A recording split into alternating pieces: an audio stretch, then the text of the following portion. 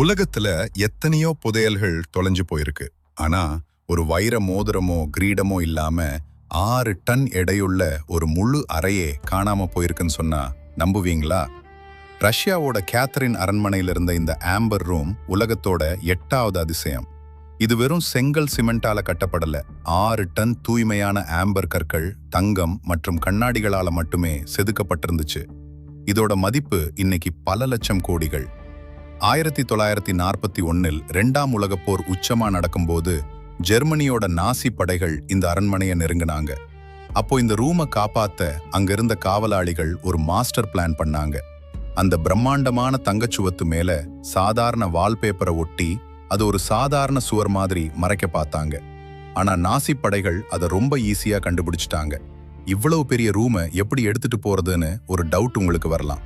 நாசி படைகள் வெறும் 36 மணி நேரத்துல அந்த மொத்த ரூமையும் சுவத்துல இருந்து தனித்தனியா கழட்டி 27 பெரிய பெட்டிகள்ல அடைச்சு ஜெர்மனிக்கு கடத்திட்டு போயிட்டாங்க. இங்கதான் உலகத்தோட மிகப்பெரிய மர்மம் ஆரம்பிக்குது. 1945 போர் முடிஞ்சதுக்கு அப்புறம் அந்த 27 பெட்டிகள் எங்க போச்சுன்னு இன்னைக்கு வரைக்கும் யாருக்குமே தெரியல.